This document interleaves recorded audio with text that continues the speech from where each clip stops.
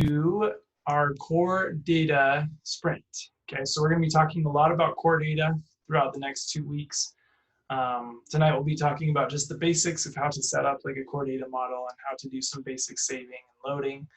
And then we'll get kind of into the a little bit more into the weeds of how we can use core data with data that we have on a Firebase database.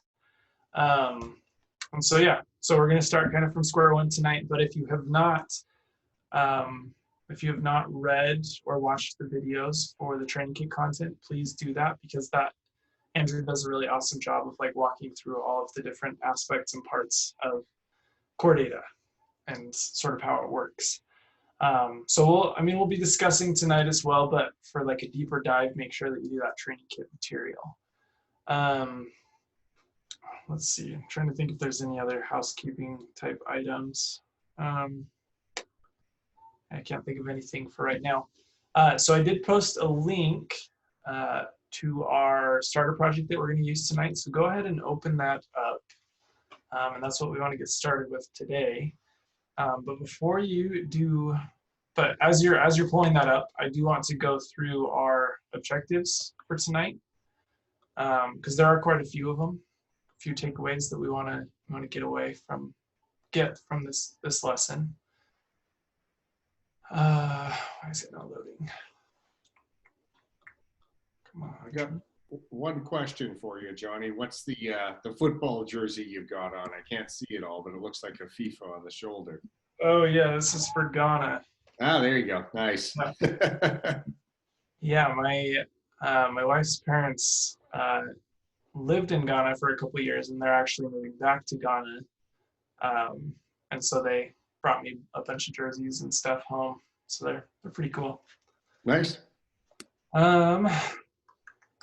Let's see. Okay. All right. Finally got it here. Okay. So let me share my screen here. Sure. Okay. So tonight we're talking about the core data basics. Okay. So our key takeaways for today. We want to be able to understand and explain the role of each component in the core data stack. Okay. So again, training kit material will go through each of those pretty in depth. So be sure to review that.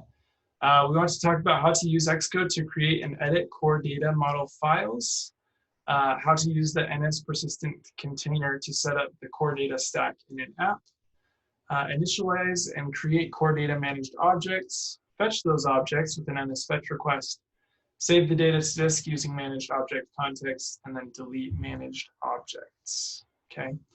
So those are our takeaways for today. Pop quiz, does anybody know what the prefix NS is short for? Like next step? Next step. And what does that stem from? Oh man, it was somebody's company before Apple. I don't remember.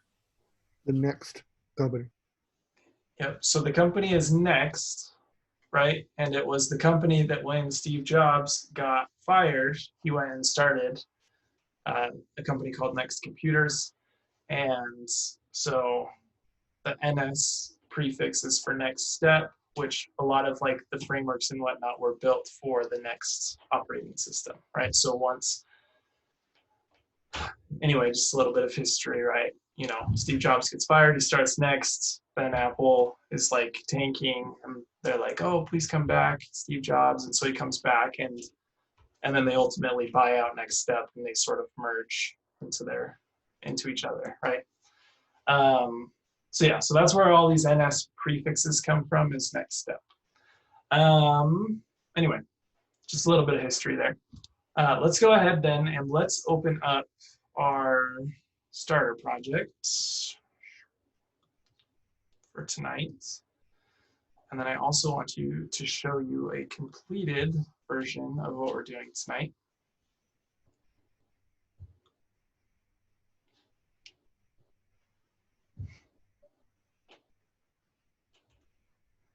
Okay, so tonight and actually through the entire sprint, we are going to be building a tasks app, okay? So make sure that you save this in a place that's easy to get to, because we're actually going to keep coming back to this each night, okay? So we're building this tasks app. Simple table view here. We have the ability to sort of check and uncheck whether we've completed that task. We can also swipe and delete tasks. Okay. I can click on this plus button here, and it will bring up our interface to create a new task. So I could say, teach core data lesson. Okay. This is for iOSPT6. Okay. So then I can hit save. We see that it appears in my table view. But more importantly, if I rerun the app, sorry, wrong one, rerun the app here, it remains, right? It persists. We're saving that task into core data. If I check it to complete it and I rerun it, we see that it also saves whether it's been completed or not, right? So we're saving all of the information about that task, okay? So again, we've talked about persistence. We've used user defaults. We've used property lists, decoders, and encoders and whatnot. But core data is like the main one when it comes to persistence and saving data. Okay. So this is our completed project for tonight. Now, if we go into our main.storyboard, okay, which is inside of your views folder, you'll see that a lot of the UI is actually already built out for us, right? So we've got a table view here. We still need to add some labels and whatnot. We've got our table view, and then we've got another nav controller that then leads us to our create task where we can either cancel or we can save, okay? So then we've got a text field here. We've got whether it's complete or not, and then a place for our different notes. So we've already set up most of the UI for you. We'll add a couple of things here and there. But that's more so just because we want to be able to spend time on the important stuff, okay? Okay, any questions about the direction for tonight?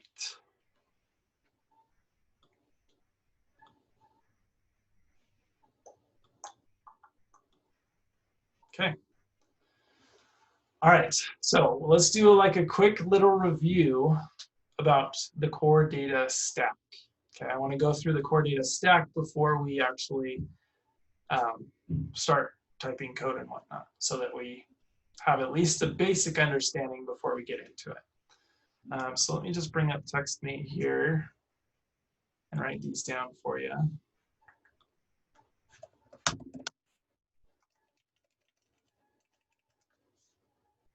Does that make it bigger?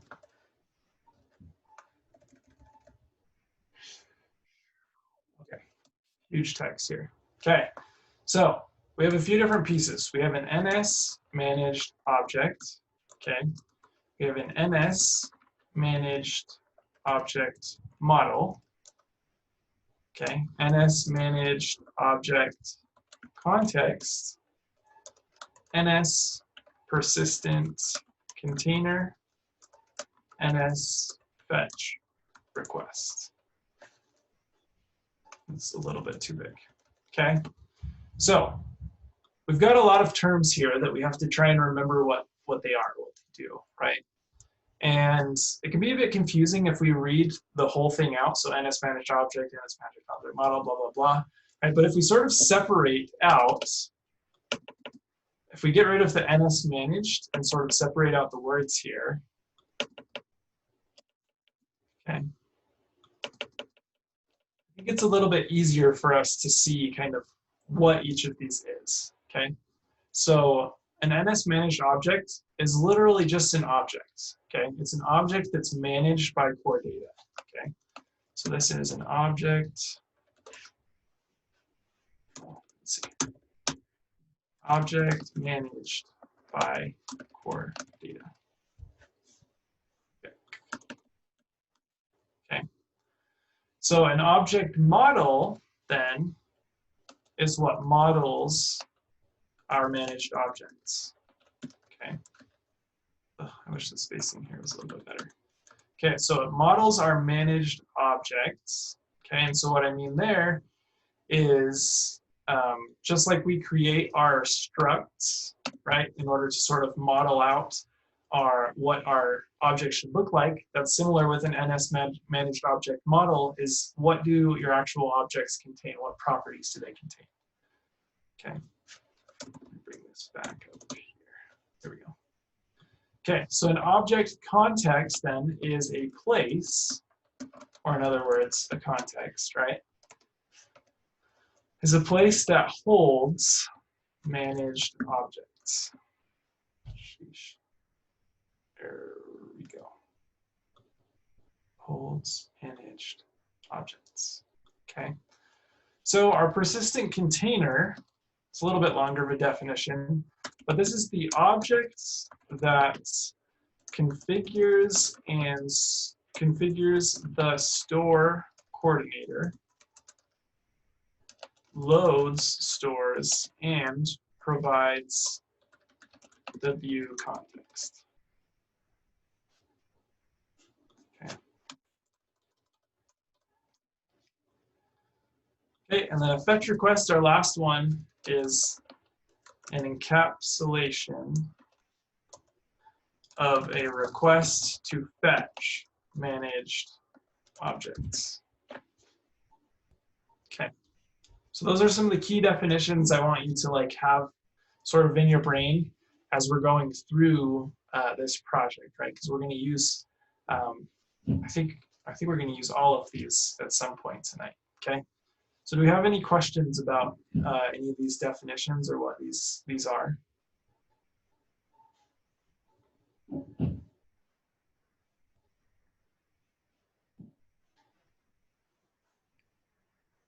What is the encapsulation? Yeah, so what I mean with encapsulation is it's sort of it's like a bunch of stuff sort of wrapped up that represents a request to fetch our objects.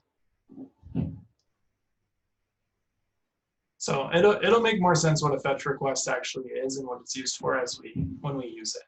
And so we'll revisit that. Okay, so why do we call this a core data stack?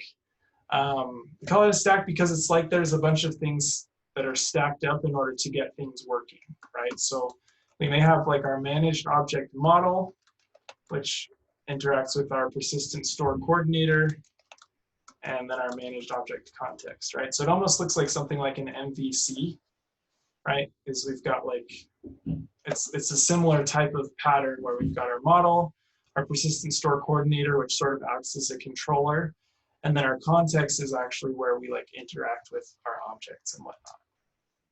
Okay, so our core data stack, core data stack. Okay.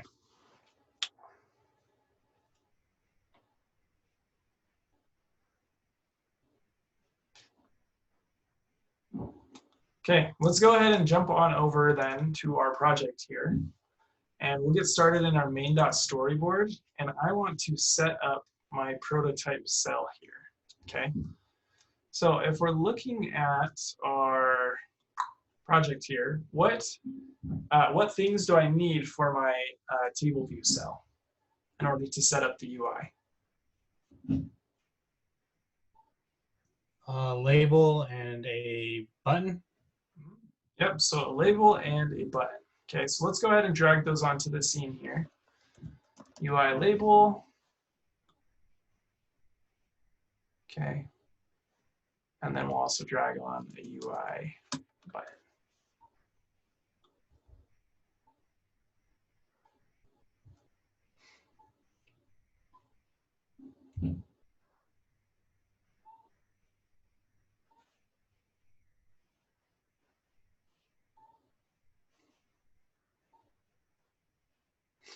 Okay, so let's go ahead and give these some constraints. Okay, so for my button, I'm going to open up the alignment constraint, pop over here, and we want this to be centered vertically in our container.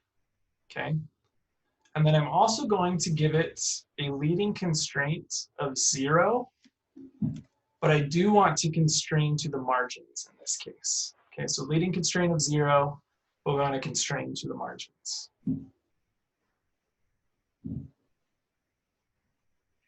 Hey Johnny, when we're constraining to the margins again, what is that exactly? Well, what does that mean? I'm sorry.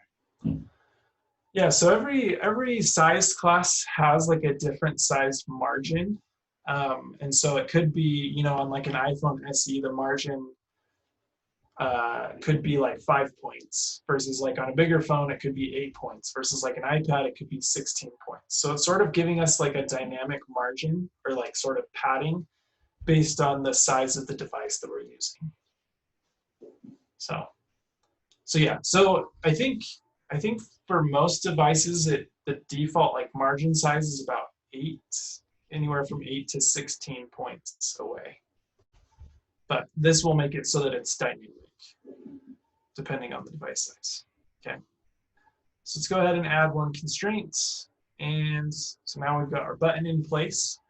Let's go ahead and let's center our label in the container. Okay, so I'm gonna click on my label, then we're gonna click on the alignment button. Let's go ahead and have this be centered vertically in the container. Okay, I'm gonna give it a leading constraint of 10 points. Okay, this is gonna be 10 points away from my button. Okay, so you can uncheck constraint to margins because we're just going to our button here. And add one constraint. Okay, and then let's go ahead and give it a trailing constraint of 0, but we'll constrain that to the margin, right? So we're saying that the label can get as long as it needs to be up until it hits the margin, and then we're going to start truncating it. Okay, so 0 points, constraint to margin. Do we only constrain to the margin when we're going to the edge of the view controller? Or I mean to the view? Yeah. Yeah, the margins are going to be on the edges. Well, yeah, and the top and bottom, but yeah, all of the edges around. Okay, and what I actually want to do here to adjust this spacing is let's go ahead and with your label still selected, let's go to our trailing space constraint here. And instead of having this be equal to 0, let's say that it has to be greater than or equal to 0. Okay, greater than or equal to. So that should fix that spacing that we have there.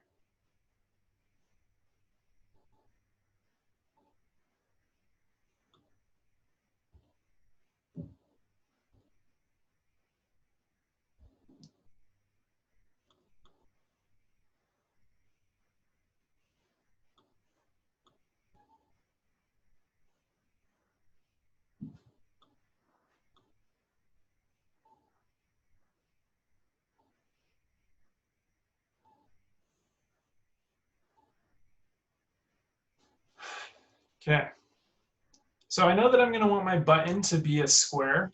So let's go ahead and let's actually control drag into the button. And then I want the aspect ratio to be 1:1. Okay, so if you control drag within the button, we'll get this little popover to add some constraints. And if you hold down the option key, it will allow you to set the aspect ratio 1:1. Okay, so let's go ahead and set that.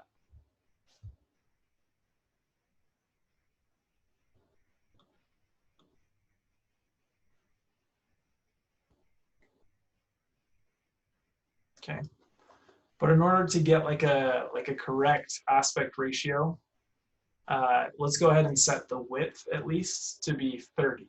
Okay, so I'm going to select my button here, and we're going to click on our square TIE fighter, and let's set the width. Right now it's set to 46. Let's set it to 30. And then add one constraint.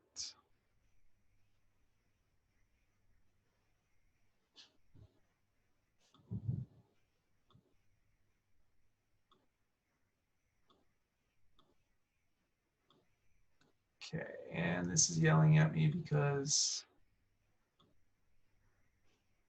yeah, that's okay. It's just saying we might be clipping off our button, but that's fine for what we're doing. Okay, so we're ultimately going to end up changing what image this button contains, based on whether or not the task has been complete or not. But we can go ahead and we can just put in like a general image to start with, sort of like a default image. So if we go to the attribute inspector, okay, I'm going to look up SF symbols here. let's search for circle. Where's the check? Maybe I'll search for check here. Okay, so we've got our check mark circle here. So that's the one that we're going to want to use when, or this check mark circle fill when it's been complete. So if we just have a general circle then, where is it? There's a million circles, right? Let me find out what the exact name is for it. I think it's just circle because I found circle and then circle dot. Oh, it is. Yeah, you're right. It is just circle. I would have expected that to be like the first one that shows up. It's weird. Okay. Yeah, so let's go ahead and let's set the image here. Just our default image. We'll just search for circle. Circle. There we go. There it is.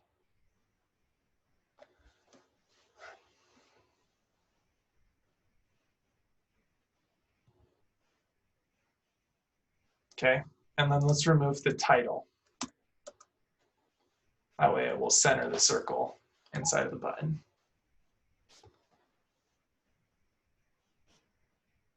Okay, this label here is going to represent our task name.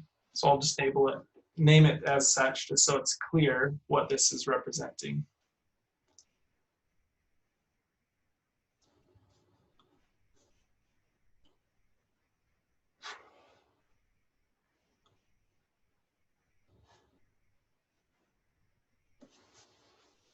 Okay, and that's everything that we need for our UI, at least for now. We'll come back and we'll set up our outlets and our IV actions and whatnot. But any questions about what we've done to this point? Let's go ahead and have you raise your hand if you're all caught up to this point.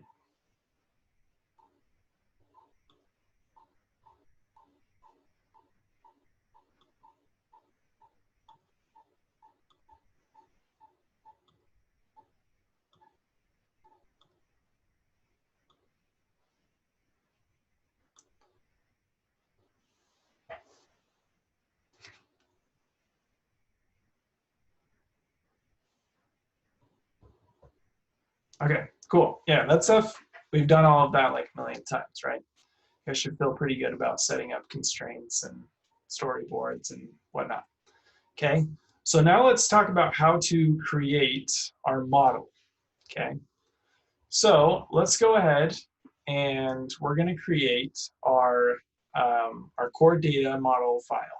Okay, so let's create a new folder underneath this tasks folder. So I'm going to click on tasks and we're going to do new group. Okay, and let's go ahead and call this folder model. Okay, and inside of our model folder, I'm going to do new file. Okay, and we're going to do a new file type here. Okay, if you scroll down the third section under iOS, so we have a data model. Okay, so a core data model file. Okay, so let's go ahead and hit next here. And we're going to call this, let me make sure it's, if we pluralize it or not. Okay, yeah, we do. We're going to call it our tasks.xc data model. Okay, tasks.xc data model. And then we'll go ahead and hit create. Okay. And now we see we've kind of got this new editor here where we can actually set up our different model objects. Okay. So our model here is where is a place where we can actually set up all of the different type of objects that we want to create inside of core data. Okay, so think of these as like all of the different types of structs that we want to set up, or all of the different types of classes that we want to set up. Okay, but the word that they use in core data is called entities. Okay, so you'll see down here at the bottom left, there's this plus button that says add entity. Okay, add entity. So let's go ahead and click on Add Entity here. Okay.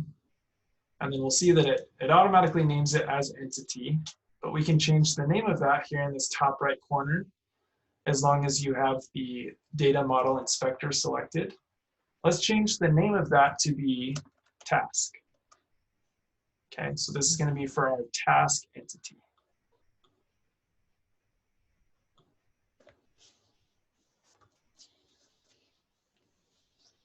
Okay, so we've got our task entity, which is the equivalent of saying like struct task or class task. Okay, attributes also means what are the properties that this object, this type of object contains, okay? And then what are the types of all of those properties, okay? So we have 4 key properties that we want to keep track of here. One, we want to keep track of whether the task has been complete, okay? So what do you think the type for complete is going to be? A Boolean. A Boolean, right? True or false, is it complete? Okay, so let's go ahead and we're going to select our drop down here and we're going to set this to Boolean.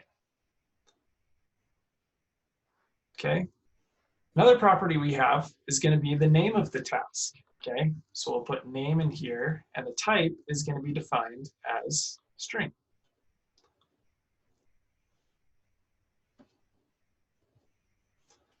Okay, and you'll actually see that with these different attributes and properties, we can set default values if we need to, and we can also set optionality, okay? So with our name property, if you have it selected, let's go ahead and we want it to be of type string. Let's make sure that it's non-optional, okay? And then we're gonna say that it needs a minimum length of 1 character, okay?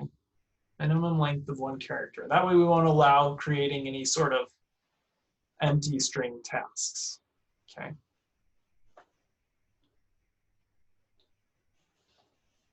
Okay, with our complete, let's go ahead and look at our complete again. Let's turn off the optionality here. Okay, but we're going to give it a default value of no, right? Because when you create a task, you want it to have a default value of no.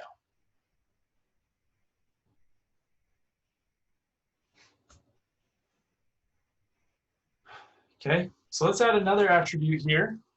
Let's go ahead and we have a place for our notes. Okay, we'll set this as a string, and then we're going to make our notes optional, right? So we'll just leave it default checked to optional. That we don't actually have to have any notes. Okay, and then our very last attribute that we're going to need is some sort of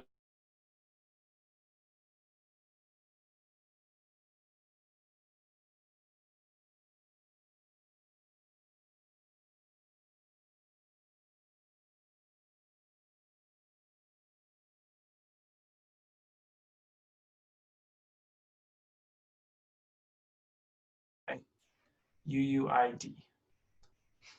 And we want to make sure that our identifier is non-optional. So go ahead and uncheck it there.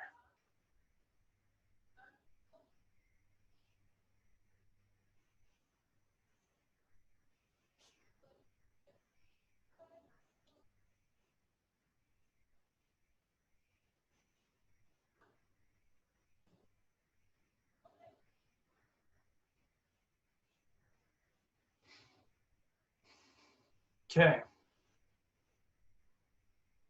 So if you do a command B at this point, let's see, we're probably going to have issues building, but that's because, oh, that's because it's trying to build my phone. Let's see. Let's see, build. Okay, build succeeded, okay? So this is how we set up a core data object model or a managed object model, okay? So we give the entity is going to be the name of the class or the struct, okay?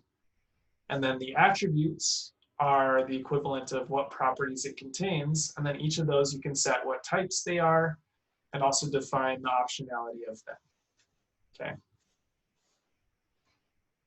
So I'll go more into the optionality that we see here in core data is a little bit different than the optionality we define just when we're typing out classes. So yeah, it's a little bit different, but we can come back to that.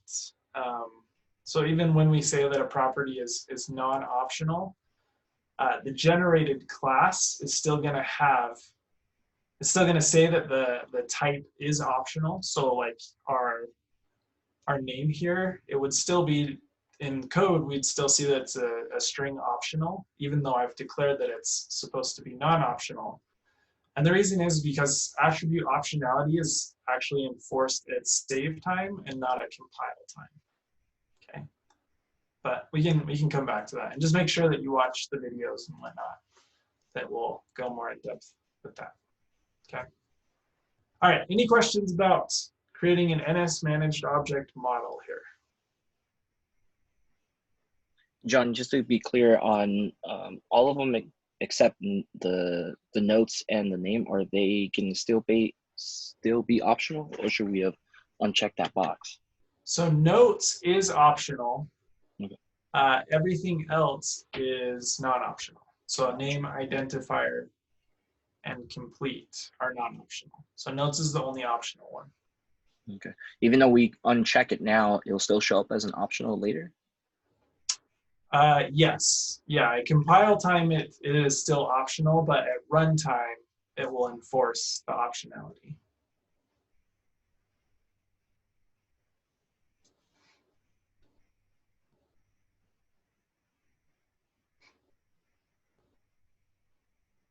Okay. So that model object is already created for us. Okay, so what I can do is if I want to, I can, if I went to my, if I went into view controllers here, just for fun, right? I could say let task equal task. Okay, and I can actually create a task object. Okay, but you'll see that I don't really have a good way to initialize a task object. Okay, and so that's what we're going to need to revisit, is creating what's called a convenience initializer that will allow us to better create a task object. Okay, because right now the only initializer we really have is to initialize it with a context, which we're going to want to include more information, right? We want to be able to include the notes, the name, complete, and the identifier. Okay, so we'll come back to that. But you'll see that like that actual task type now exists in my project, and I can generate and create tasks as needed. Okay, but before we do that, let's get our core data stack stuff set up. Okay, so I'll do this inside of the model folder. Okay, let's go ahead and do new file. Okay, and we're gonna create a Swift file because our core data stack isn't necessarily a subclass of anything. Okay, so for the file name, let's call this core data stack .swift, and hit create. And we've got a blank slate so that we can get started on. Okay, so this file is going to be like our primary interface for accessing the data model. Okay. And so this is where we're going to kind of have reference to our persistent container, and we're also going to have access to our main context that's going to be used throughout. Okay, so our core data stack is going to be pretty important. So let's go ahead and because this is part of the core data stack, we want to have access to core data. So we're going to import core data, the core data framework here. Okay, and we're going to create a new class called core data stack.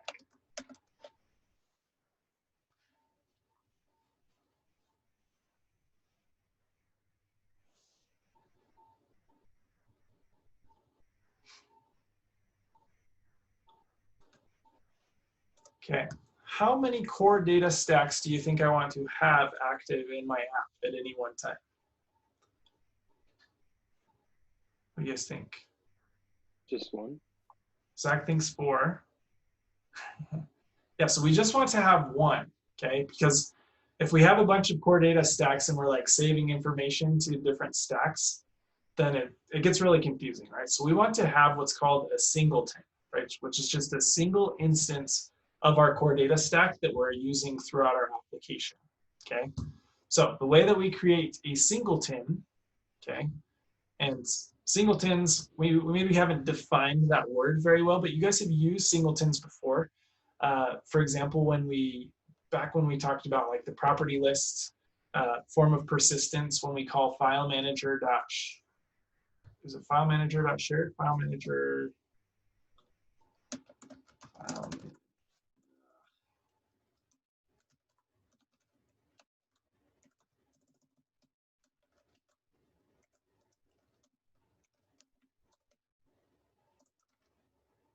what was it? Oh, it's default, right?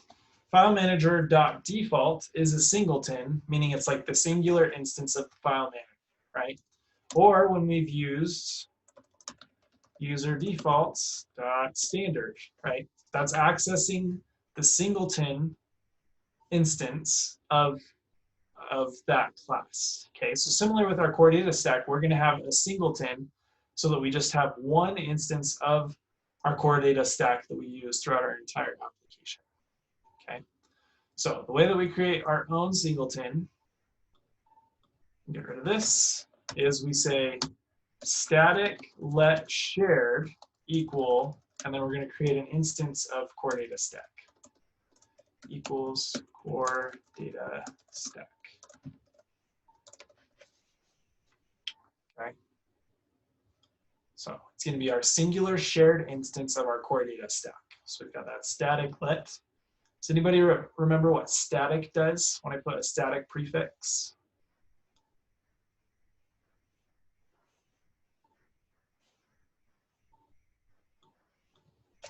Okay, so static makes it a class property, not an instance property, right? So the way that we access it is literally through core data stack dot shared. Okay, so just like with file manager, you do file manager dot default or user defaults dot standard. We're creating a static singleton property that can be used throughout our entire application. So every time I call core data stack dot shared, it's always going to be the same instance throughout the entire app.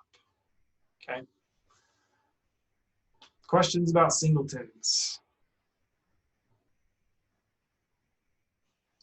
Is Johnny, is core data stack the actual name of something, or is it just the name of our class? Core data stack is the name of our class. So we're creating a singular instance of the class that we're creating. Okay. Sammy, did you have a question? Yeah, so the static that's going to allow us to use the instance of core data throughout the app. How is that going to be possible? Is it because we're just basing everything off the class, isn't it? Because I guess I'm still not quite understanding what the static does for us when we put it in front of the let statement. Yeah, so static makes it what's called a class property versus an instance property. Okay, so when you've got, let's see if I can do an example here. Let's just do class person, right? Because we've done that a number of times. Class person. Okay, we could have a name, age.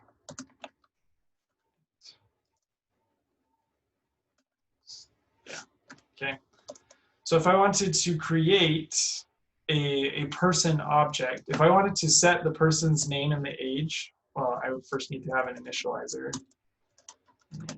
Name, type, string, age, type, equals name. And self.age equals age. Okay, so I've got a person class here. So if I want to create an instance of a person, I would say let person equal person, and I'd initialize the name and the age, right? Okay, and if at any point I wanted to access those properties, okay, so maybe this was a var person, and I want to say, oh, actually the person's age is now equal to 29, right? I could do that, and that's because age is a property that can be accessed through an instance, okay? So I can only don't worry about this for now. I can only access this through like a person instance, okay? So static, when I put static here, it means that I can only access it at the class level, okay? So I can't create an instance. I can't say, okay, let core data stack equal core data stack, and then try to access cds.shared, right? Because I'm trying to access a property via an instance of it. Okay, so what I want to do is I want to make sure that I can only access the shared instance through the class itself. So what I'd have to do is I would have to say core data stack.shared.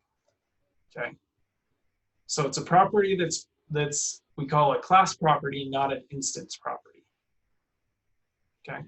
Would that limit you though? Like if you're only able to access it within the class, or does it give you more flexibility versus having to create that instance? So it limits us in the sense that we're going to have only a single instance of our core data stack. Instead of creating new instances throughout our app, we're just going to have one singular instance.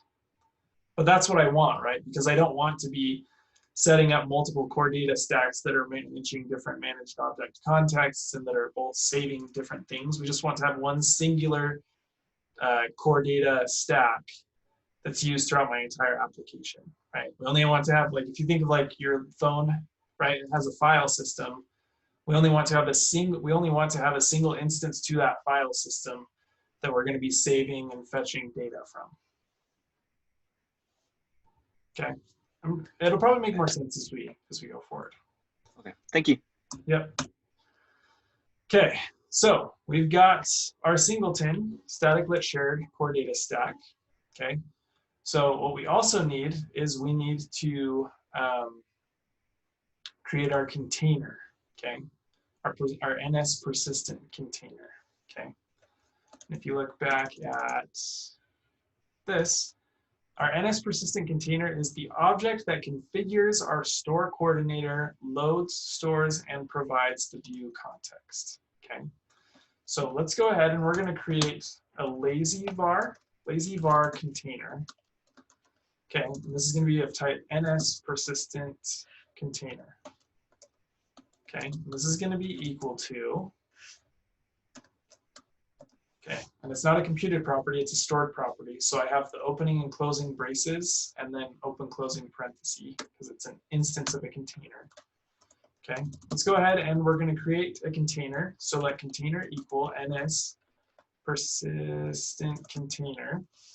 Okay, and we need to give it a name.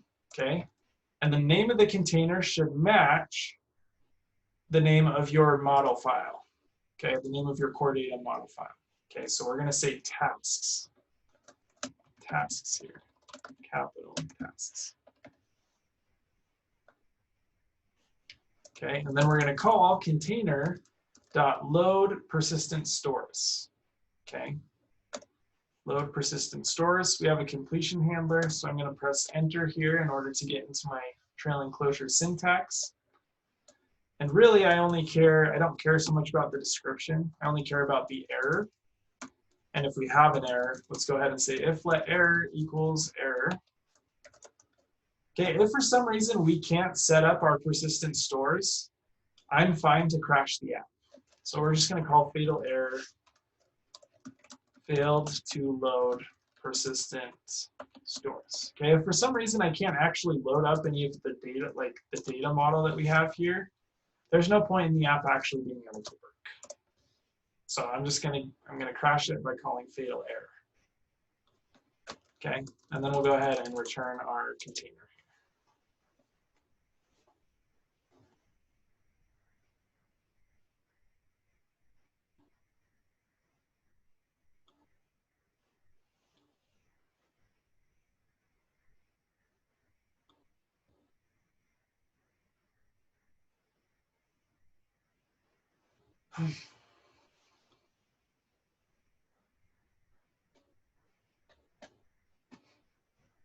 Okay. Johnny, I know for this purpose we do have to create this fatal error, but in real world situation, will we ever have to do something like that? Yeah, yeah, you would pretty much, if you can't set up the data model for the app, that's bad. And so I'm fine if you want your app to like purposely crash because of that. Because we don't want to like load up the app and allow the user to start like tinkering around with things if our actual data model is like not working or not set up, because that could cause bigger issues. So if for some reason we can't load our persistent stores, then we're gonna crash because we don't have a model. If we don't have a model, we don't really have an app. Our app's not gonna work or do anything anyway, so we might as well just crash. Hey, Johnny. Yeah. I'm getting cannot assign immutable expression for the NS persistent container. Okay, did you include these opening and closing parentheses here? Yes, sir, it did. And you got the equal sign right here? Mm-hmm.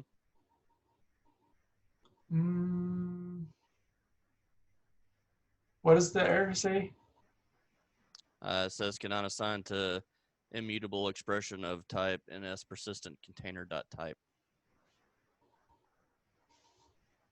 That's weird. If you do a command B, does the error go away?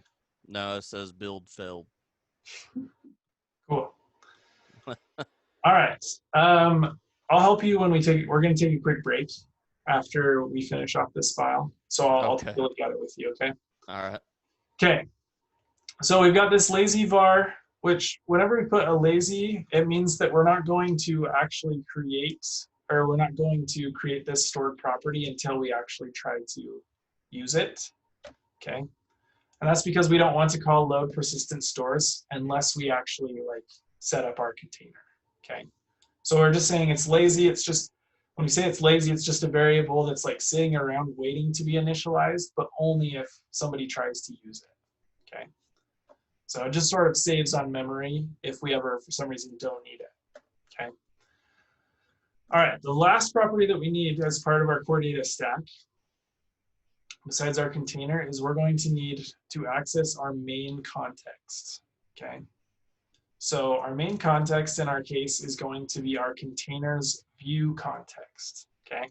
So we're gonna make a computed property here, var main context of type ns managed object context. Okay, and remember, an NS managed object context here is a place or a context that holds our managed objects. Okay, so our main context here, we're going to return container dot view context. Okay, and this is going to be the managed object context associated with the main queue. Okay. We'll talk about using different contexts in later lessons, but we're just going to be using our view context for now.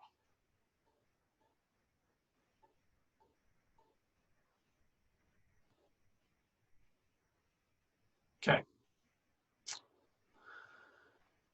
So let's go ahead and take a quick break, and then we'll get back into setting up some initializers, and then we'll be actually ready to start creating tasks and whatnot.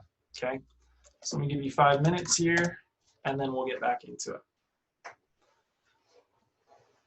Hey, Johnny, I fixed my error. Oh, you did? Were you just missing something, or? Yeah. Okay. I put it equals instead of a colon next to container. Okay, good. I don't know why I did that. It's okay. That happens.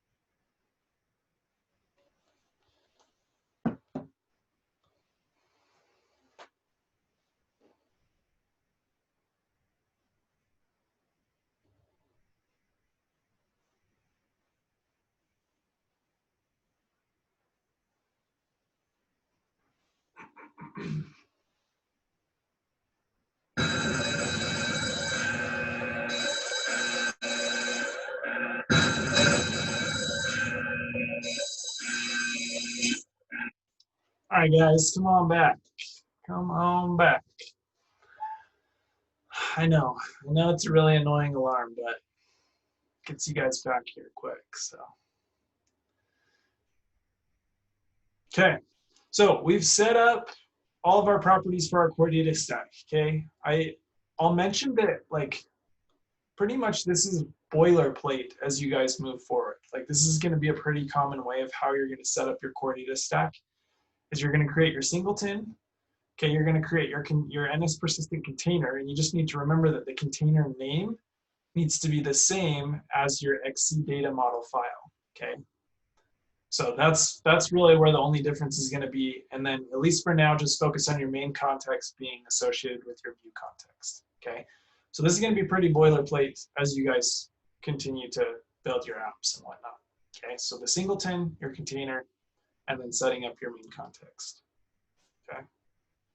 So I mean, even at day one, right, the way that we access our main context is do data model dot shared dot main context, right? Big giant app that's used by millions of people, right? It's the same idea that you access the main context do data model dot shared through a singleton dot main context. Okay, so pretty boilerplate code here. I realize getting it set up initially is maybe confusing, but you just need to remember these three things: your singleton, your container, and then your main context. Okay, so as I said before, we don't really have a great way of actually creating a task object. The only initializer that we're given is init with context, which is not very helpful because it doesn't allow us to like pass in a name or notes or anything. So we're going to create one more file inside of this model folder. So let's go to new file here. And we're going to call this task. Well, sorry, this is going to be a Swift file. Hit next here. And we're going to call this task plus convenience. Convenience. Okay, task plus convenience. And hit create here. Okay, let's go ahead and import core data. Okay. But we're going to write an extension on my task object. Okay. And we're going to add a convenience initializer that we'll be able to call when we want to create an instance of a task object. Okay. So we're going to do at discardable results convenience initializer. Okay. Convenience init. And we're going to initialize it with all of our different properties. Okay. So I've got an identifier, which is going to be of type UUID. Okay. And I'm actually going to give it a default value of an instance of UUID. Okay. I don't want to have to pass in a UUID. Just when I create a task, I want it to get a new UUID, which is just a unique identifier. Okay. So we'll have our identifier, then we'll have name, which is going to be of type string. Okay. We'll have notes, which is of type string optional, and we'll set it equal to nil. We've got complete, which is going to be a bool, and we'll give it a default value of false. Okay, and then lastly, I do still need to initialize it with our context, NS managed object context, but I'm going to give it a default value of our core data stack dot shared dot main context.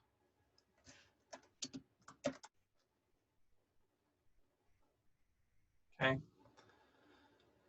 So because this is a convenience initializer, I still need to call like the actual initializer, self.init. Okay.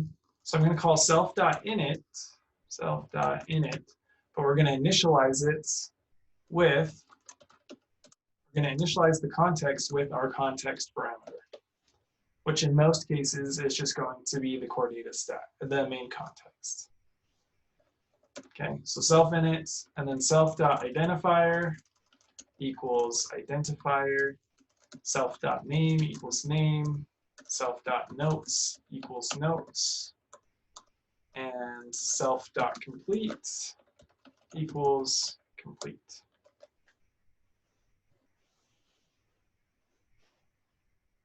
Okay, so that's going to be our convenience initializer, which allows us to easily create task objects by passing in the name, notes, and whether it's complete. Okay, and then the manage object context is going to be decided for us because it defaults to the main context. And the identifier is created for us as well. So I actually only need to worry about passing in 3 things, right? Name, notes, and whether it's complete or not. Everything else will be set up for me.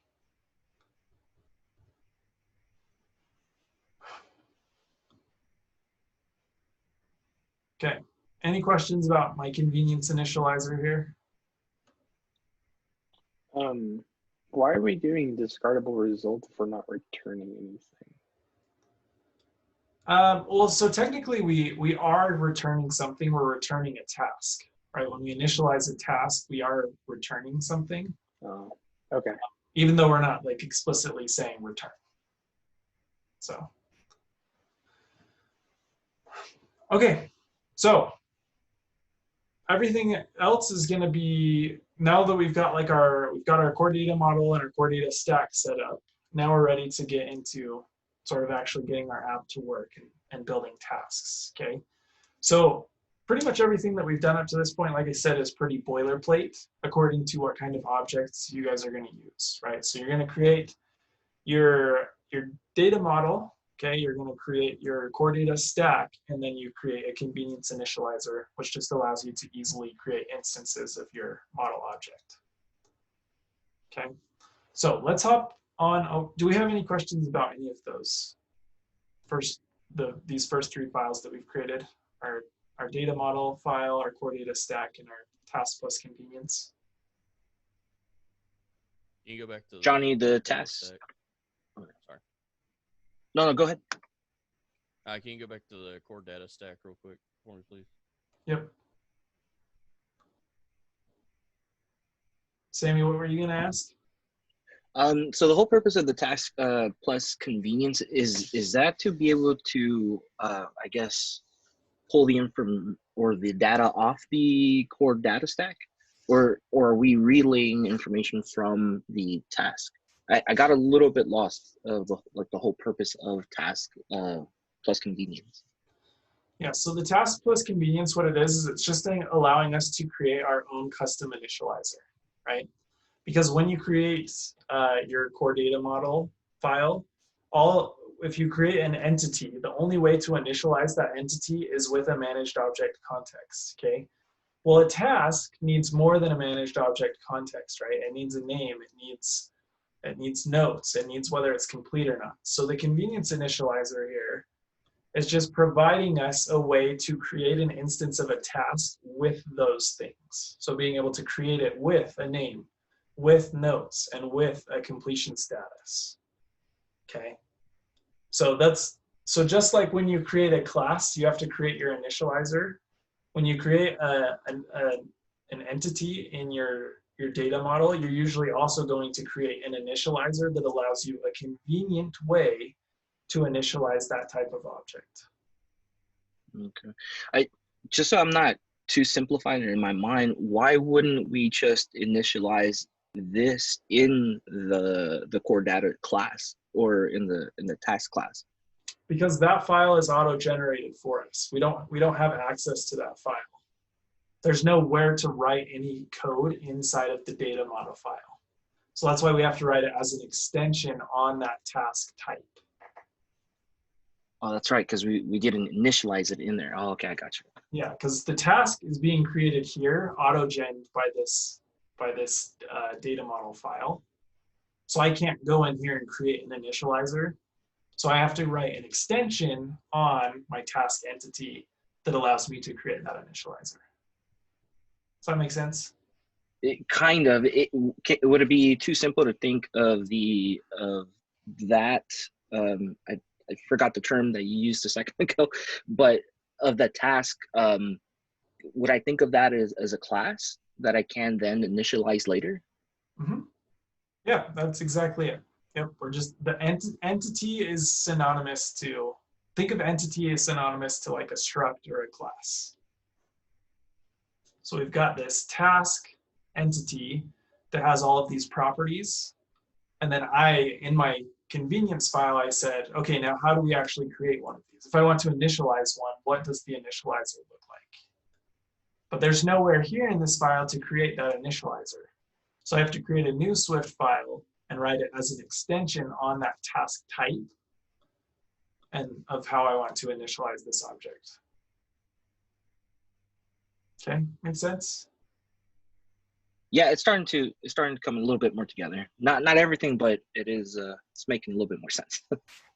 Okay, cool. Yeah, so like if I wanted to, okay, so now if I wanted to create an instance of a task, look, I can initialize it with an identifier, name, notes. Well, I can, and a lot of these have default values, but now I've provided myself an initializer in order to create a new instance of a task. Okay, whereas before, if I get rid of this, and I try to create a task, look, the only initializer I have is in it with context. That's not enough. That's not enough to create a task object, right? So this convenience initializer literally just provides me a convenient way to initialize a task with those things, right? And when we do this, we always got to put at discardable results, or is there something else we would end up? Not necessarily. Well, actually, just as a rule of thumb, just say yes. You should always put add discardable result before. That will make things easier. Okay. So now that we can properly create task objects, we can start sort of connecting up our UI and generating task objects and saving them in our managed object context and whatnot. Okay. So let's head on over to our task table view controller. Okay. Okay, task table view controller. Okay, and we're going to create a property here, but I want to include a note here. Okay, this is not a good, efficient way to do this. Okay, I realize I haven't done it yet, but we'll come back to it. as the fetch request will be executed every time the task's property is accessed. We will learn a better way to do this later. Okay, so I'm going to have a tasks array here. Okay, but I don't want to initialize tasks with an empty array. I want my tasks to be equal to whatever tasks I have saved inside of my core data stack, right? Inside of my context. So what we're going to do is we're going to create a fetch request to go and fetch all of my tasks out. So let's go ahead and say let fetch request equal ns fetch request. Okay, I'm sorry. To access the fetch request, we need to import core data. Okay, so ns fetch requests, and then the way that we specify the type of objects for our fetch requests is we do a less than sign, and then we do the name of the type of core data object we want it to be, okay, and then the closing greater than sign here. Okay, so we're going to say let fetch request be ns fetch request of type task is equal to my task type dot fetch request, which literally just fetches all of my model objects of type task. Okay, so task dot fetch request. Sorry, and this should be colon, not equals.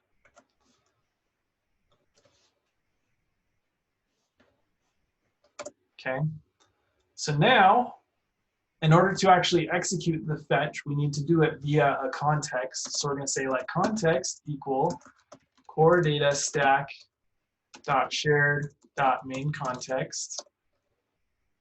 Okay, and then fetching actually throws an error, so we need to do it in a do try catch block. Okay, so inside of our do here, we're going to return try context dot fetch, and we're going to pass in our fetch request. Okay, and our catch, we'll do ns log error fetching tasks, interpolate the error here, and then we'll go ahead and return just an empty array. Okay, if for some reason we couldn't fetch, then we're just going to return an empty array. Okay, so again, this is a computed property of our array of tasks. Running a fetch request every time you try to access tasks is not very efficient, right? So that's why I included this note here. This is what we're going to do for today, but we're going to fix it over the next 2 weeks to be more efficient.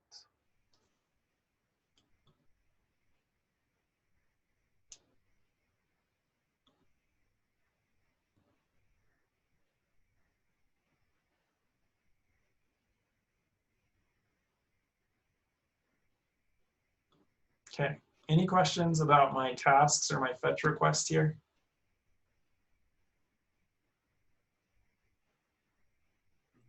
I remember earlier we used I think a fatal error if we couldn't load data. Would we want to call a fatal error in place of return here if we can't load or can't fetch tasks?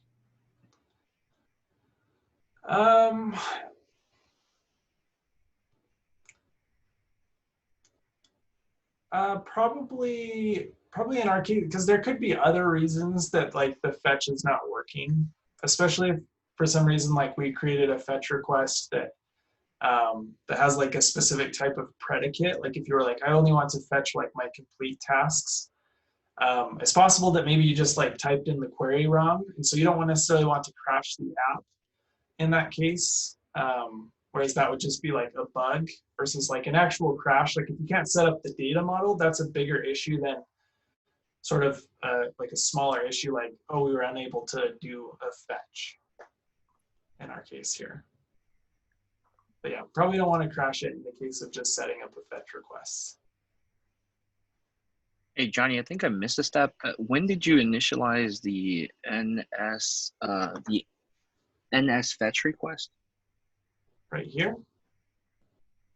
Yeah, because on my, it's giving me an error saying that I'm using an undeclared NS fetch Did you request. import core data? I did not. That's it. Yeah. Yeah, I'm getting an error. Unresolved. Sorry, never mind. NS capital L log. There we go. I'm good.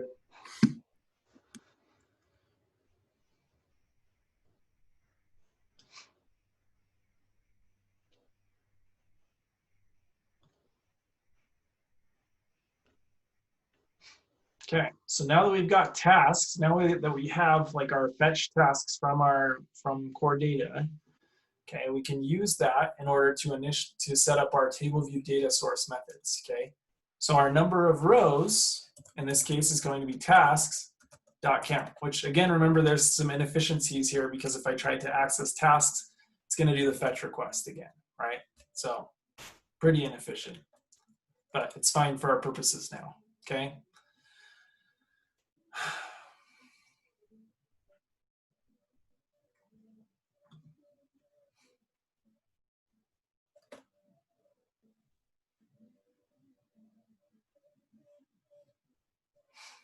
Okay, so remember we're using a custom cell type here, right? Because it's going to have a button, right? And so we can't use any of the standard cell types. It's not like a basic or subtitle or right detail or left detail. So we have our task table view cell here, okay? And this task table view cell is going to represent a task, okay? So let's hop over to our task table view cell first before we implement our cell for row apt, okay? Because inside of our task table view cell, let's set up a few things. Let's update our views according to the task that we represent, okay? Well, remember we created some UI elements here. We created our button and our label. So let's go ahead and let's open up our main.storyboard here inside of our assistant editor. And hold up. Can you guys still hear me okay? Okay, that was weird. Like all of my Zoom screens like disappeared when I opened up the assistant editor. So I thought it had like crashed Zoom or something. Okay, cool. You guys are still here. All right, so in our storyboard, let's go to our table view, okay? And we're gonna select our cell here, our task cell. And in the identity inspector, you want to make sure that the class is set to task table view cell. That was part of the starter project, so that should already be set up for you, okay? But what we want to do is we want to create some outlets for our label here and for our button, okay? So I'm going to control drag for my task name label, control drag underneath my IB outlets marker here. Let's go ahead and call this task name label. Okay, I'm going to do the same for my button, control drag. And let's call this our completed button and hit connect.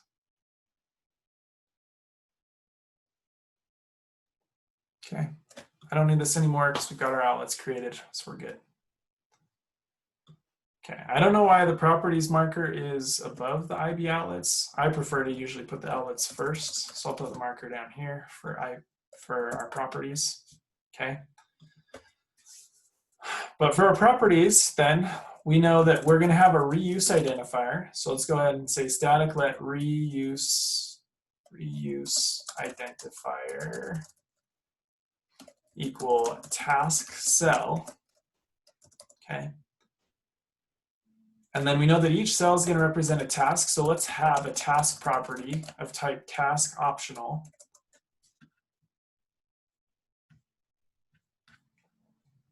Okay. And I'm going to create a new marker here to update my views according to my task, right? So I'm going to create like a did set to update my views. So let's go private func update views. And then here in the did set for task, I can call update views. Okay, so again, we've done this a number of times, right? So inside of update views, let's go ahead and call guard let task equal task, otherwise return. Okay, task name label dot text is going to be equal to our task dot name, and then our completed button dot set image. Okay, I'm gonna say dot set image.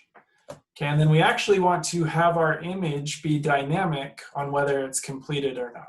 Okay, so we're gonna do what's called our tertiary operator here, where we're gonna say we want to check, hey, is task.complete? If yes, then we want to return UI image with system name checkmark dot circle dot fill. Otherwise, we want to return UI image with system name circle or control state dot normal. Okay, so remember that tertiary operator allows us to check a condition, right? So the condition that we want to check, and then a question mark, and then what we want to return if it's true, and what we want to return if it's false, right? So if our task has been completed, we want the image that we use here to be our checkmark circle fill to represent a completed task. Otherwise, we want it to be just an empty circle.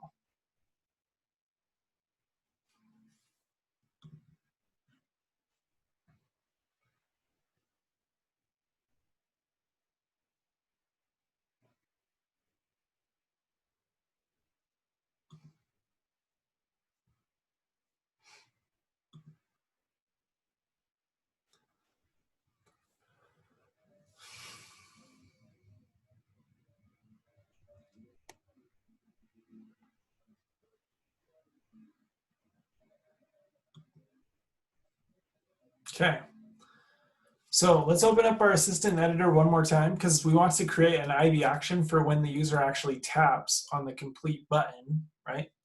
So I'm going to open up my assistant editor here,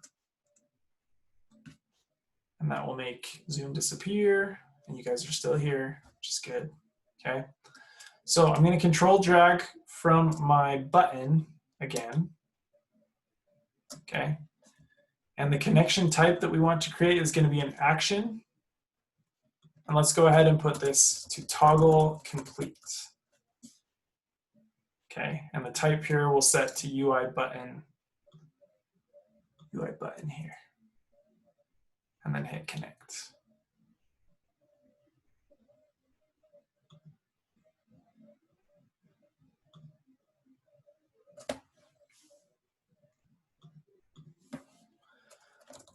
All right, so assuming that each cell represents a task, right? And if I have access to that task, then I can mark whether complete is true or not, okay?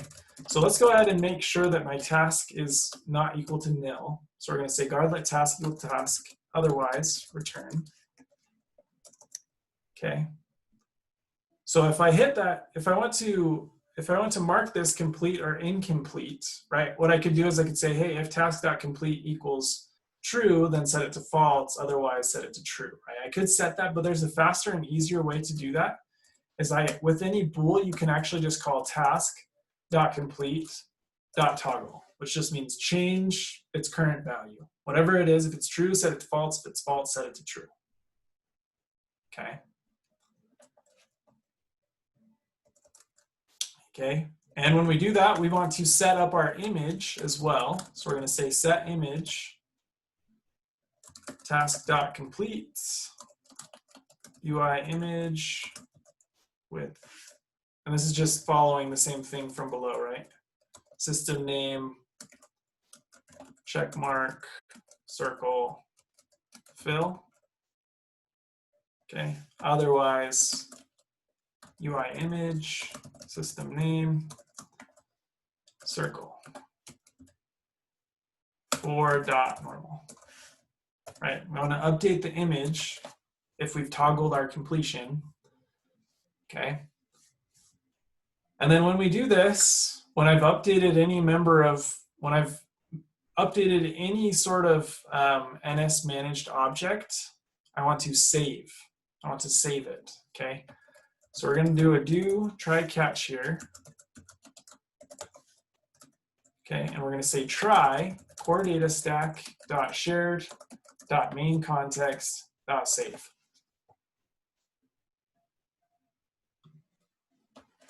Okay, otherwise, let's go ahead and log error saving managed object context. There.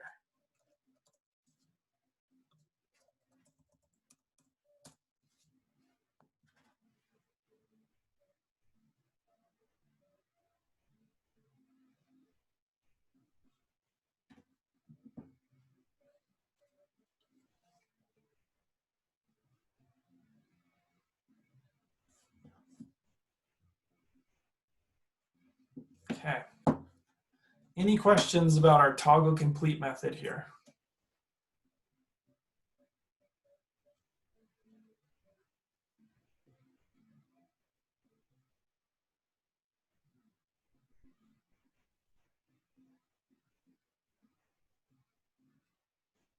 I don't have a question about the toggle, but on the save part, so we're not having to set up a file manager with the plist or anything because of the XC data model, correct? Or the task.xc. Well, because of our singleton, our core data stack, right? Yeah, the core data stack is managing the objects inside of our main context, right? And so I just need to call save on it whenever I make any changes.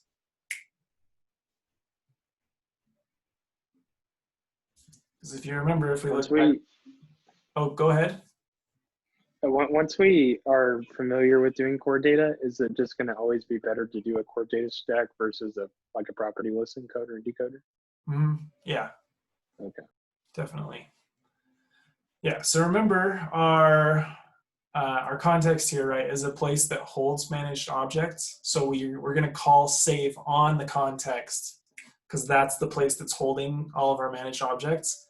And the managed object context is keeping track of all of the changes that are being made to the objects that it contains, right? And so if I change completed here, if I change the name here, if I change notes, all of those changes are being written on the context. But in order for them to actually be like saved to our persistent store, I need to call save, okay? So think of like the context as sort of like a scratch pad. So you've got like your NS persistent store, which is like the actual like file system where stuff is saved. But you have a context where you've got a context that contains objects that you're changing the values of. You got your scratch pad, you're editing them, you're giving it a name, giving it notes, completed, et cetera, et cetera. But none of those are actually saved until we call save, right? So we've got a scratch pad and then we've got like our persistent store. And so in order to get the changes made on the context or on the scratch pad, you call save on the context. And that saves those changes into the persistent store. Does that make sense? Yeah, it does. Thank you. Okay, cool. Okay. All right, so let's go back over to our task table view controller. Okay, and let's configure our cell here. Okay. So for the DQ reusable cell reuse identifier, let's go ahead and use our task table view cell dot reuse identifier, right? Remember we created that static property for the reuse identifier. Okay. And we actually are going to want to conditionally downcast this. So let's put a guard in front of the let cell and then say as task table view cell. Otherwise, we can call like a fatal error here if we wanted to, if we can't DQ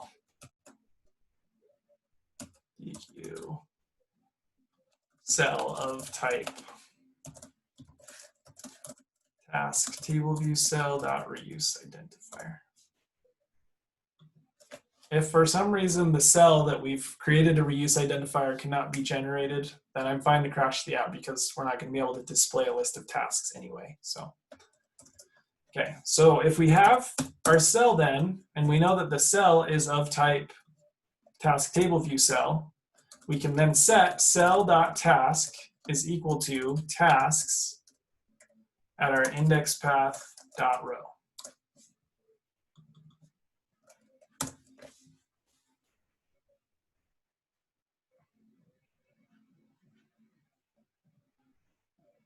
Okay. Inside of our view, let's add a method to our view lifecycle here. I'm going to put in my view will appear and call super view will appear.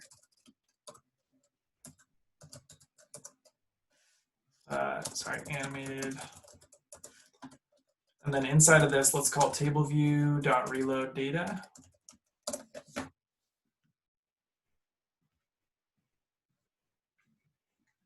Okay. And then I want to go through one more method with you on this, and then we'll get into our create task view controller, and then we'll be done with for the night. Okay. So we're not going to need our storyboard, our prepare for segue stuff here, so you can actually get rid of this. Okay. But we do want to be able to delete tasks. If I accidentally create a task, I don't want it to always be on my list, right? So I want to be able to delete it. So there's this method on our table view data source method, right? Or table view data source protocol that allows me to commit editing style. Okay, so let's go ahead and uncomment this. Okay, so we're going to override to support editing the table view. Okay, and you'll actually see we have if editing style equals delete, then delete the row from the data source. Okay, so what we want to do is let's go ahead and say let task equal tasks at index path dot row. Okay, so I've got access to a specific task, right? Because I'm using the index path. So let's go ahead and let's grab our managed object context. Okay, so we're going to say let MOC equal core data stack dot shared dot main context. Okay, and we're going to call MOC dot delete. Okay, and we're going to delete our task objects. Okay, but remember, any changes that have been made on the context needs to be saved, right? We've only made this deletion on our scratchpad. Okay, so what I need to do is we need to create a do try catch block here. We're going to try moc.save. And then we want to reload our data on our table view. Okay, if for some reason that doesn't work, I sort of want to reset my scratchpad. Okay, so we're going to say reset, moc.reset, nslog, error saving managed object context.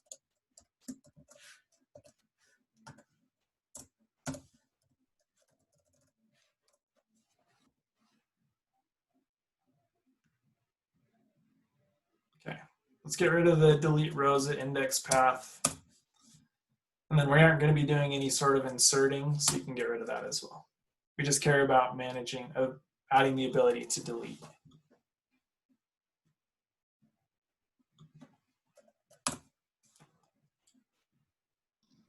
Whenever I get rid of that else if editing style equals dot insert, it seems to have problems. Is that going to have problems if we edit or if we delete that? It shouldn't.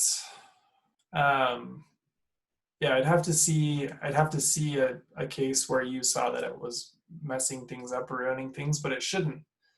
You shouldn't need to do anything if the editing style is insert. That's just like one of the options available, but in our case, I only care to allow deletion. So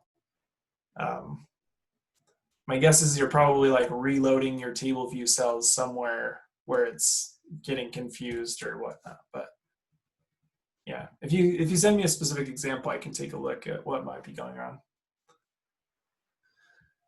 Okay, any questions about the commit editing style error? Not that, but where else do we call the table view reload data? Say that again. Where else do we call it? Yeah, I missed that part. I think we went back to the top and did something else. View will appear. We're calling it as well.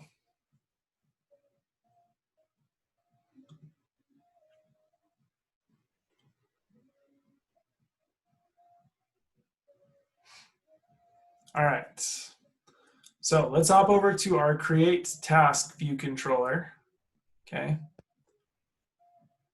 And let's create our, let's generate our IB outlets and some IB actions that we're going to need. Okay. So I'm going to open up my main.storyboard here. I'm going to put outlets above properties.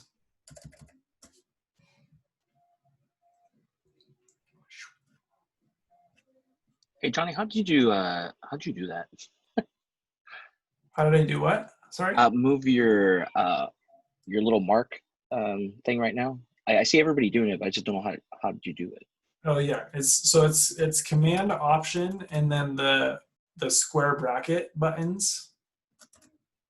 So the closing bracket will move it down, and the opening bracket will move it up. So Command Option and then square bracket. Did you find it? Yes. Oh dang, that's cool. Okay, cool. Thank you. I use it all the time. Okay.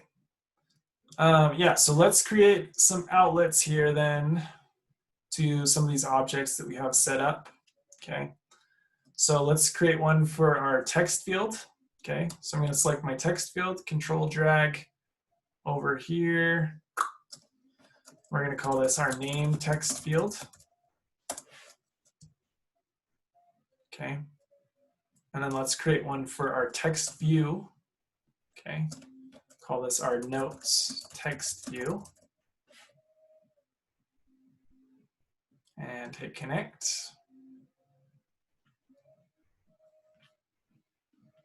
Okay, and then I'm going to have 3 IB actions. So let's create a mark here for IB actions.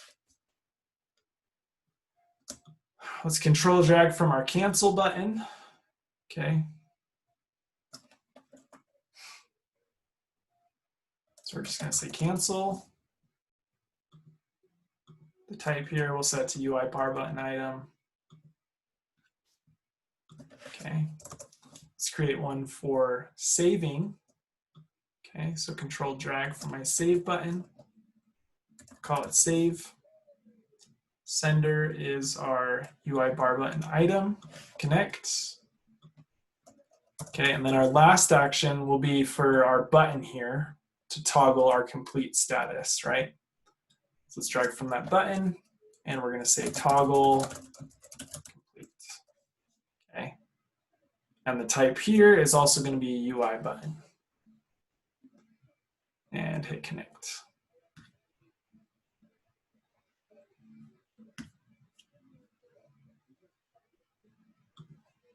Okay, so we've got 2 outlets and 3 IB actions. One for save, one for cancel, and then one for toggling the completion check.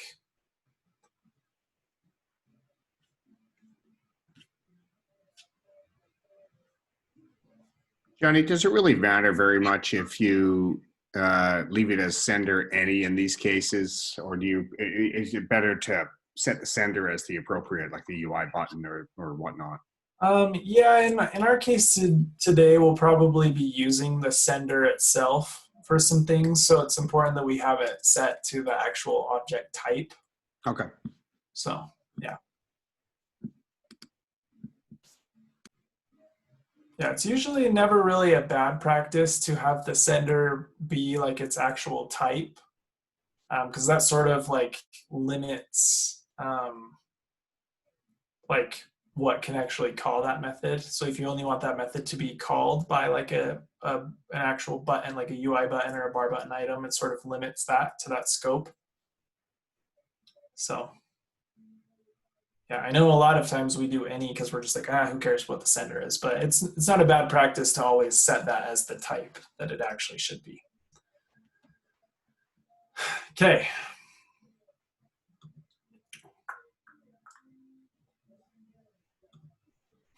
Okay, so in our view lifecycle, as soon as our view loads, we want the cursor to be inside of our name text field. Okay, so let's go ahead and call name text field dot become first responder. Okay, that way, as soon as we open up to create a new task, it will pop up the keyboard and we're ready to start typing in the name of our task. Okay, so we'll set our text field as the first responder. Okay, let's create a little helper property here, var complete. Okay, this will kind of help us track our complete state. Okay, whether the task has been complete or not.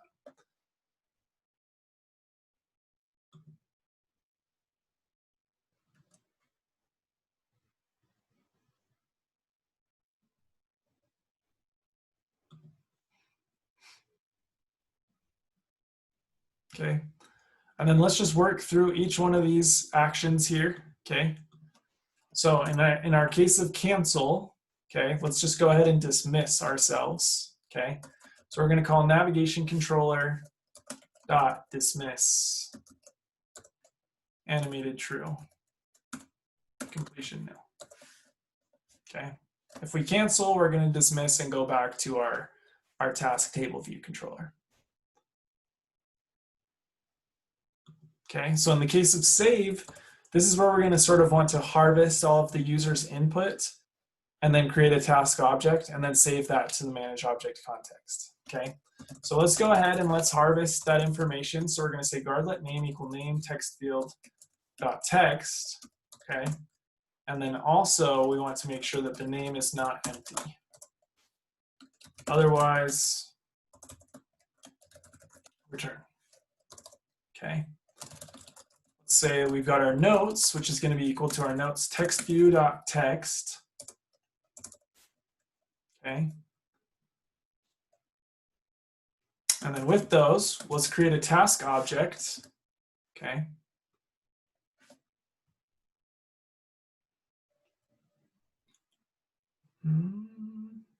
Okay, and let's select this initializer. The identifier I don't want to pass in, so we can actually get rid of that because it will automatically generate a UUID. But I do want to pass in name, notes, and then for complete, we're going to pass in self.complete. Okay, the context I want it to use our main context, so I don't need that either. Okay.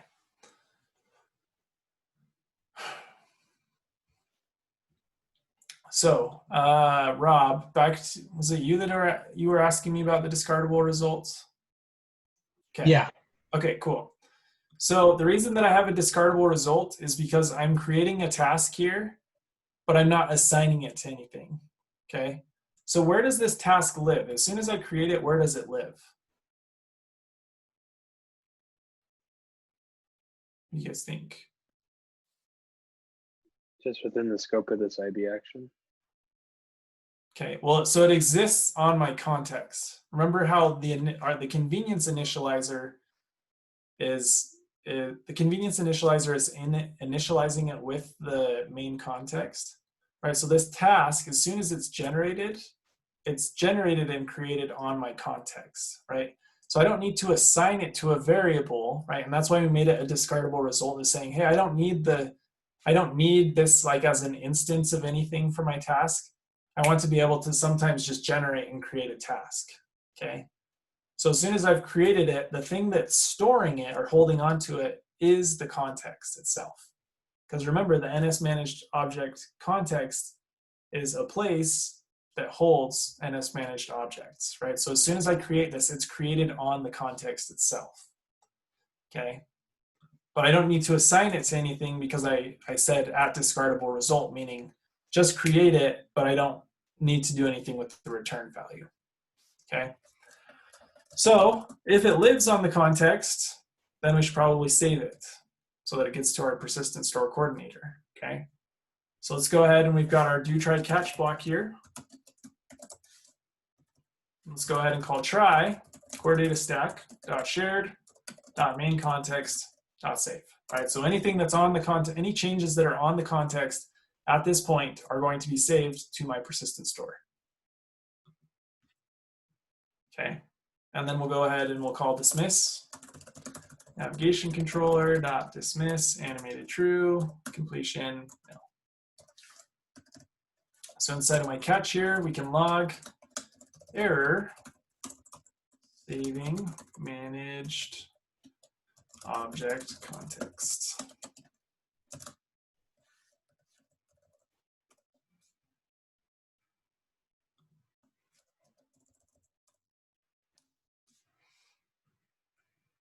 Okay, any questions about saving here?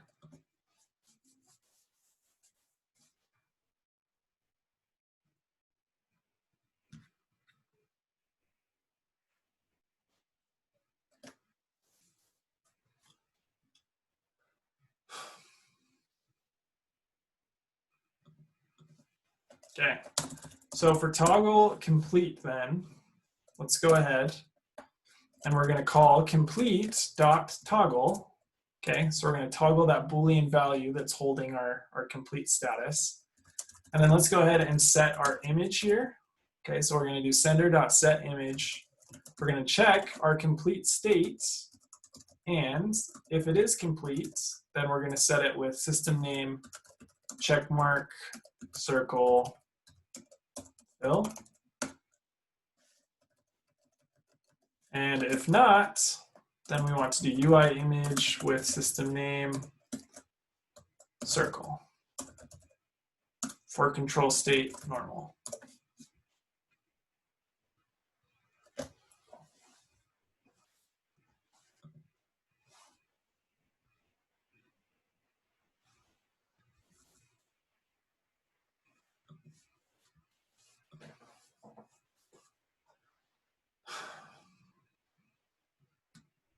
Okay. If you're caught up to this point, let's have you raise your hand.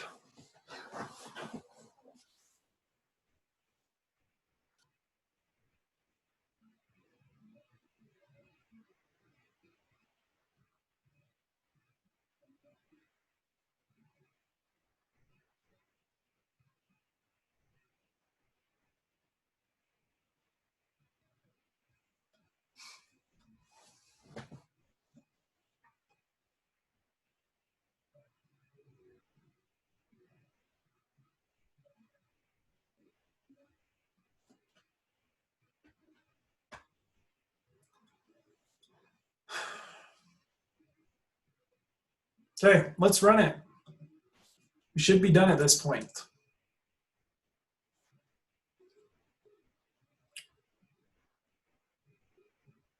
Let's see.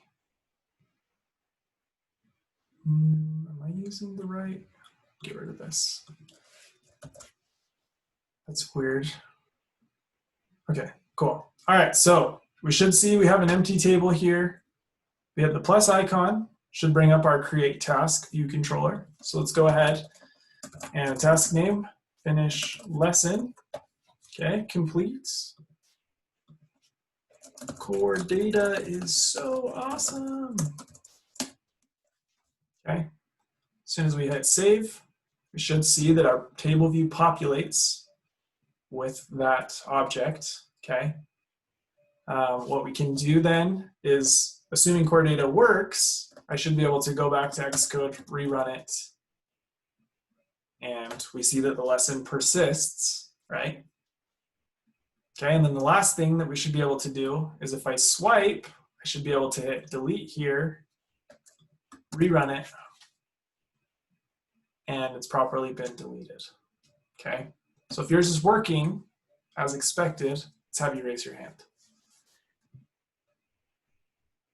Johnny, can you scroll up just a little bit? I just can't see, oh no, sorry, down, I should say. I can't see what's after the 4 at the bottom there. There we go, dot normal. I just missed that one. Okay, yeah.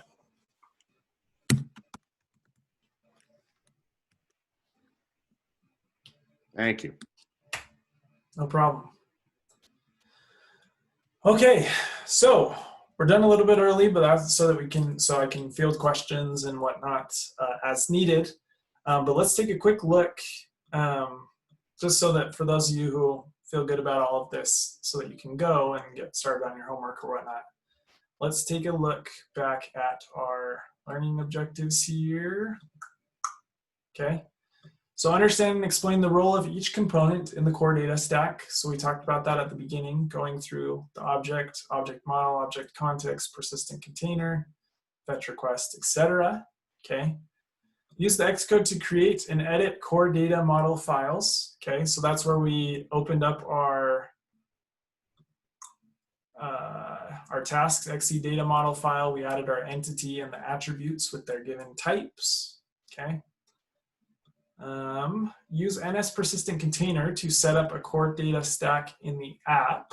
Okay, so if we look at our core data stack, we set up our NS persistent container here. Okay. Initialize and create core data managed objects, right? So first off, in order to do that, we added our convenience initializer. And then inside of our create task view controller, we create a core data model object, an instance of a core data model object here of our task, okay? Fetch objects using NS fetch request. So back over in our task table view controller, we have our fetch request that we set up here. Horribly inefficient, but does the job for now, right? We're fetching all of our task objects from core data. Save data to disk using the managed object context. So we did that in a couple of places. We did it on our table view controller as soon as we tap on, or on our table view cell, my apologies. As soon as we tap the toggle, we call save on our core data stack. And then also when we create a task, we call save on our core data stack shared.main context, okay? And then very last, delete managed objects we did inside of our task table view controller. Under our commit editing style, we grab our task that's been selected or that we're attempting to delete. We're grabbing our main context, and then I'm just calling moc.delete our task and then calling save, okay? So we've covered each one of the learning objectives. So if you feel good about everything, you feel good about these learning objectives, you feel good about the project thus far, go ahead and commit your changes, save them, whatever you need to do so that it's ready for Thursday, because we're going to revisit this and build on top of this. And if you feel good about all of this, then you're good to go. And we'll see you then. But I'm happy to stay after and help anyone that has any questions or that wants to review anything. And I'll also zip this file up and send it to you guys if you fell behind at some point. Can you just scroll up a little bit on your, maybe it's a line, we're in the task table view controller. I've got an error being thrown around line 40 in the override function table view. Can't DQ, etc. Just down a little bit. This one? Yeah, that's the one. I must have mistyped something. Oh, there we go. There we go. I closed the bracket out too soon. Can't DQ. Does that clear it? Yep, that's it. Thank you. Cool. Hey, Johnny, I'm not getting any errors, but when I hit save and it takes me back to the table view, the task does not show up. Let's see, did you implement this view will appear? Yes, I did. Okay, let's have you share your screen. Let's see what's going on. Okay.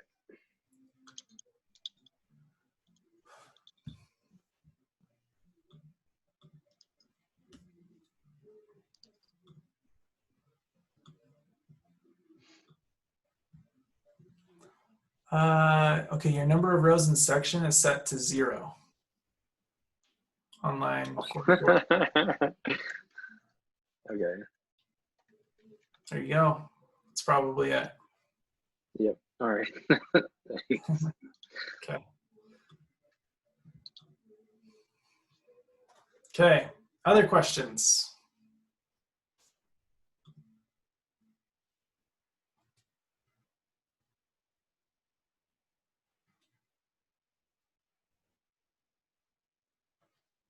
None at all? Johnny, as far as what we're learning, looking back at our persistence, obviously that was pretty basic, but going forward with core data, because it's such, I guess, essential for us,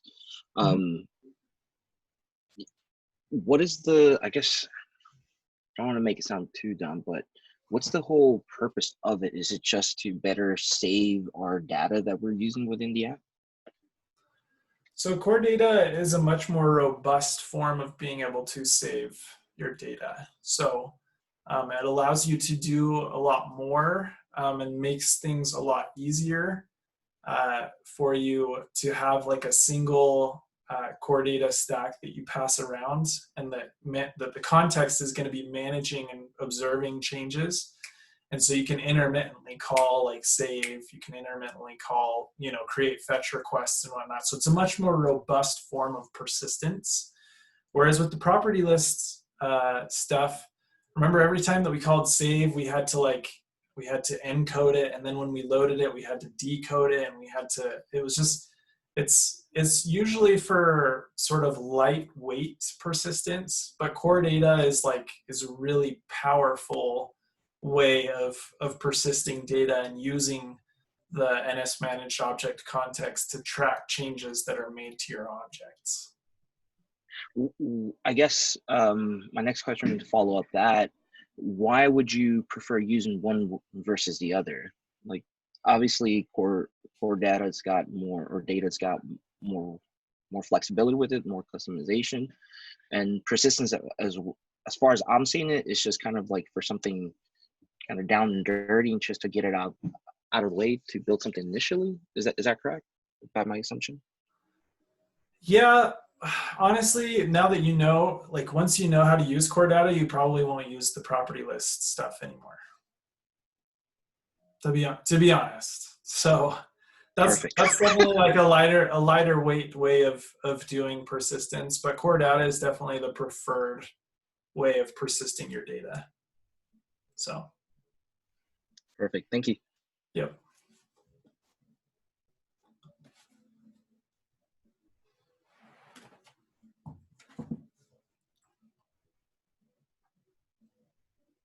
All right, guys, any other questions?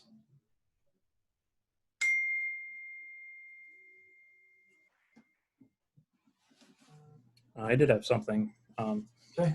Presumably, Apple's going to announce some kind of new feature to Swift, I'm guessing at WWDC. Once you're like actually a developer, how important is it generally for companies to keep their employees like up to date? Like, are you given like time to watch it and then kind of like unpack what's new? Yeah, every company is a little bit different, I'm sure, but at least at my job, the whole week of DubDub, like we're watching the videos all day long. So like that's all we do that whole week. And the reason for that is that they give you an agenda of like, here's everything that we're going to talk about. Like, here's all these different sessions. So it's impossible to watch every session of every day, right? Because there are multiple sessions that are going on at the same time. But we generally try to pinpoint or select like what sessions are applicable to our application. What are things that like we need to know about? So for example, when in the last DubDub, Apple released the framework Pencil Kit. So being able to like just quickly integrate Apple Pencil support into your app. Well, as a journaling app, that's something that was obviously really applicable, right? Being able to integrate Pencil Kit. So we looked at all of the session schedules, and like anything that involved integrating Pencil Kit into your app, we watched all those sessions because we knew that's applicable to us. We're going to need to put that in our app before iOS 13 comes out.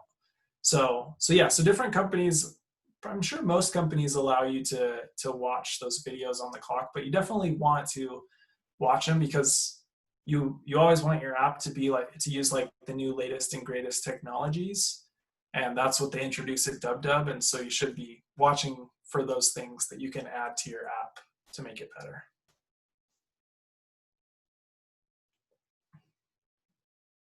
Does that answer your question?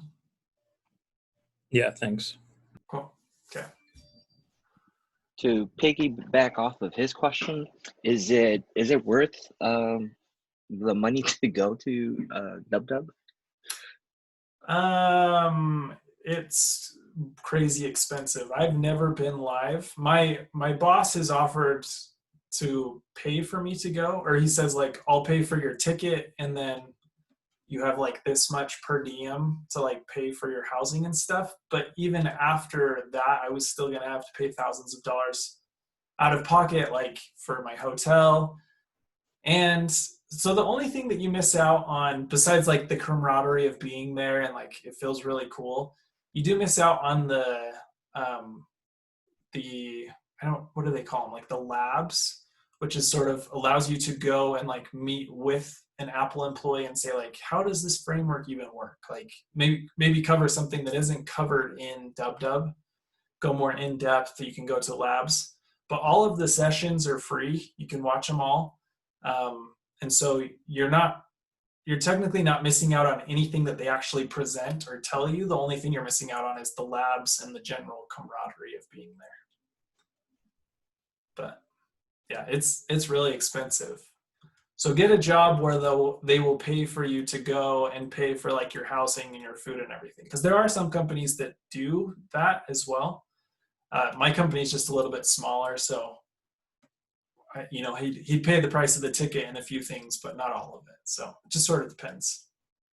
Definitely, yeah. I looked at the price and I was like, oh, because I really wanted to go. I'm like, oh, it can't be that bad. And I looked at it, I'm like, no, there's just no way right now. Yeah, well, and this year it's free for everyone, right? They're not actually having a live event, so yeah, I can't wait. Yeah, I'm super excited. I don't know how they're gonna do the labs aspect of it, because if nobody's paying to be there, like you can't have labs with like millions of developers watching, and so maybe they're just gonna do the presentations. I don't know, so we'll see, but it should be fun. I wonder if they'll do, because like, you know how everybody's been using Zoom. I wonder if they'll like kind of do a FaceTime version of that they'll have like a big conference for the people who ended up paying for this year's conference. No, I don't think anyone's paying for it. I think anyone that paid for it got refunded because the conference actually happened. So I don't think there will be any sort of Zoom where you're actually seeing other developers. I think it'll just be sort of like, hey, sign in to watch this kind of thing. I don't think it will be very interactive necessarily, but I could be wrong. We'll see. Well, thank you, Johnny. It's been an interesting class today. Cool. Cool. All right. Anything else, guys? Oh, all good. Thanks, Johnny. Okay. Sounds good. We'll plan on seeing you all on Thursday. Let's go ahead and end this meeting so that Austin can get the recording up to you. Have a good night, guys.